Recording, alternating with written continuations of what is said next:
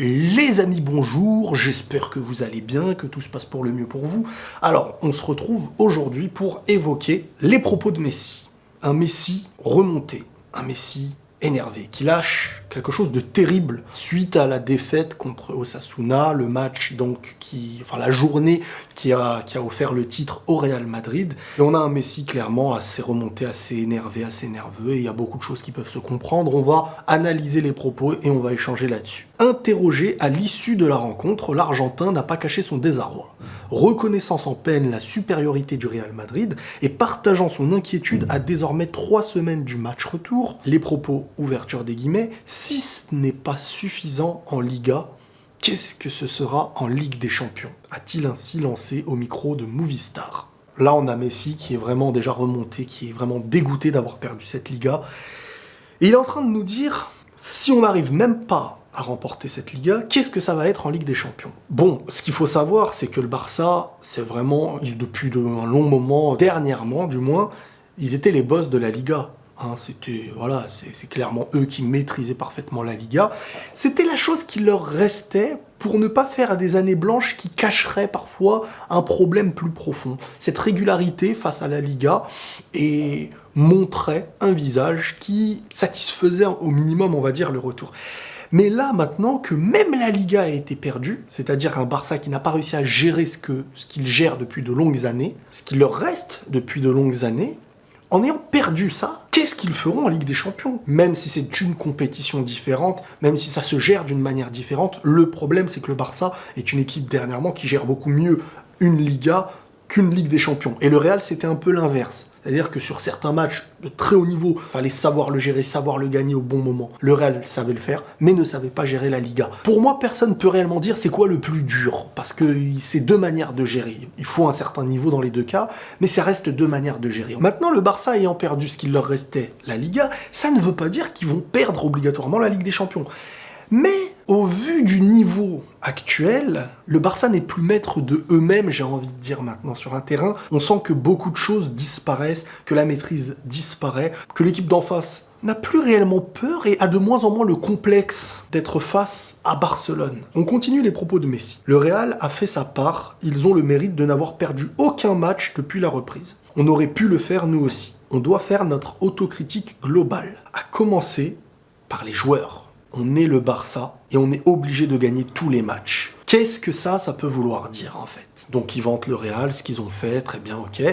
Mais ce qu'ils ont fait, normalement on est capable de le faire. C'est ce qu'ils veulent dire. Parce que à la reprise de l'après-confinement, donc le déconfinement, le Barça est devant le Real en termes de points. Et un Barça digne de ce nom, c'est un Barça qui est très dur à rattraper et qui est très dur à voir perdre des points en Liga habituellement. Là, ce qui se passe, ça devient anecdotique en Liga et c'est pas rassurant pour eux parce que certes, tu changes le coach, ceci, cela. Et ce qu'il est en train de vanter à travers le Real, c'est vraiment pour dire que nous, à la base, c'est ce qu'on est censé faire. Eux, ce qu'ils ont fait, c'est très bien, mais si nous, on avait fait comme eux, on serait premiers. Et ça reste un message aux joueurs, mais de deux manières. Tu te dis, est-ce que c'est une critique envers le niveau des joueurs qui sont sur le terrain ou est-ce que on peut pas en vouloir à ceux qui sont sur le terrain, on en veut à ceux qui gèrent au-dessus. Bon, ceux qui sont sur le terrain, ça reste des joueurs de fou, on va pas se mentir, parce que j'en vois beaucoup. Autant faut savoir jauger les choses, parce qu'il y en a, ils sont « Mais si, il est tout seul, les autres ne savent pas jouer. » Griezmann, Suarez, De Jong,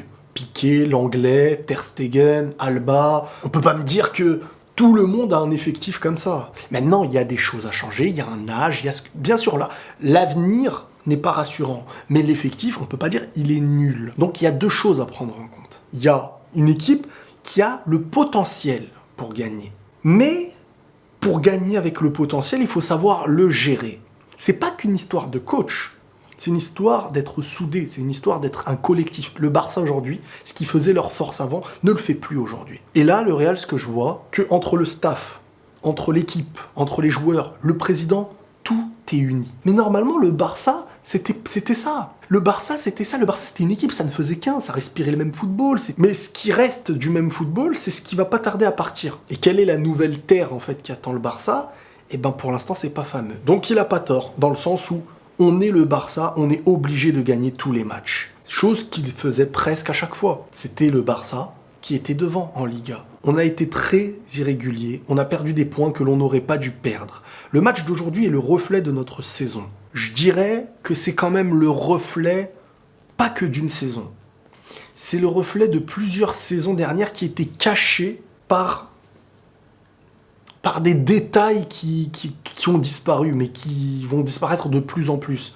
Ça veut dire que le problème du Barça, il date pas que d'aujourd'hui. L'enchaînement de ce qui se passait en Ligue des Champions dernièrement, sur les dernières années, ça a été le signe de plein de choses. Et pour faire très très simple, sans même rentrer dans une analyse, les supporters, à partir du moment où ils ne reconnaissent plus le Barça qu'ils ont connu, tu sens qu'il y a une inquiétude, tu sens que ce n'est plus comme avant. Ça date pas que de cette saison, hein.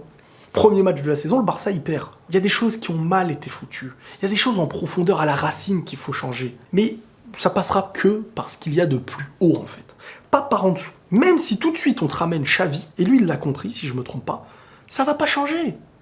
Il faut ramener peut-être Xavi, Pep ou qui vous voulez, mais changer ce qui va être au-dessus. Le poison pour moi il commence par au-dessus. Après il y a des joueurs sur le terrain. Il y a des joueurs sur le terrain qui parfois ne doivent pas faire certains faux pas, qui eux aussi n'assurent pas. Et là, il a rajouté quelque chose de terrible. La Roma, Liverpool. Les gens sont impatients parce qu'on ne leur donne rien. Si on veut lutter pour la Ligue des Champions, il faut changer beaucoup de choses. Faire une bonne autocritique. J'ai déjà dit que si on continuait comme ça, on ne gagnerait pas la Coupe d'Europe.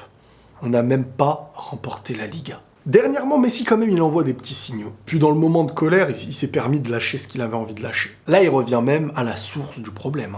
Et ça nous montre un petit peu que ce n'est pas qu'un problème lié à cette saison-là. Le mec, il réévoque Liverpool, il réévoque la Roma. Et il donne un peu raison aux gens qui se plaignent de ce Barça en disant « Les gens sont impatients, mais parce que nous, on leur donne rien en retour. » On n'est plus sur la pente qui remonte, on reste dans la pente qui descend. Par contre, ce que je trouve dommage, c'est que, avant même de reprendre la Ligue des Champions, parce que là, le Barça, ils peuvent rien faire, hein, il part avec un esprit qui peut tuer le moral de... Alors, est-ce qu'il y a une volonté de se dire, écoutez, on va pas la gagner, ça sert à rien de l'attendre. Comme ça, le Barça, là, s'ils perdent, il y aura un côté positif pour les supporters et l'équipe de restructurer tout ça en mode, voilà, on vous l'a annoncé, c'est le bazar, on va le perdre peut-être ce match, ou le prochain où on va se faire sortir, faut pas espérer qu'on la gagne, et on est Barcelone, si vous voulez un jour réespérer la gagner, il va falloir reconstruire un petit peu intelligemment, donc c'est le coup de pression que Messi a l'air de donner.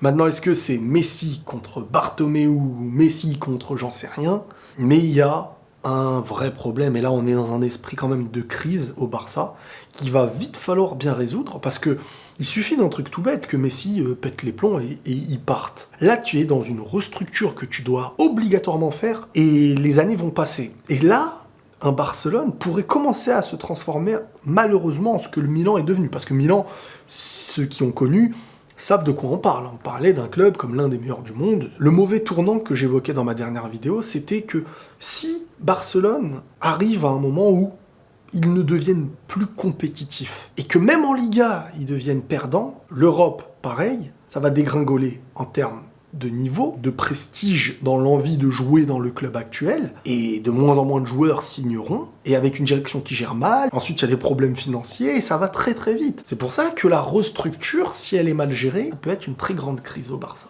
Le Barça survivait de leur faille en Ligue des Champions grâce à une Liga qu'ils savaient gérer, et toujours ramener un bon trophée. Mais les années blanches, parfois, créent les crises qui, parfois, éveillent les nouvelles constructions, peut-être pour eux. Je leur souhaite, hein, après, je leur souhaite ou pas, moi je vous dis la vérité, je m'en fiche un peu, mais en tout cas, dans l'analyse de ce que je vois, ils sont face à un danger pour moi.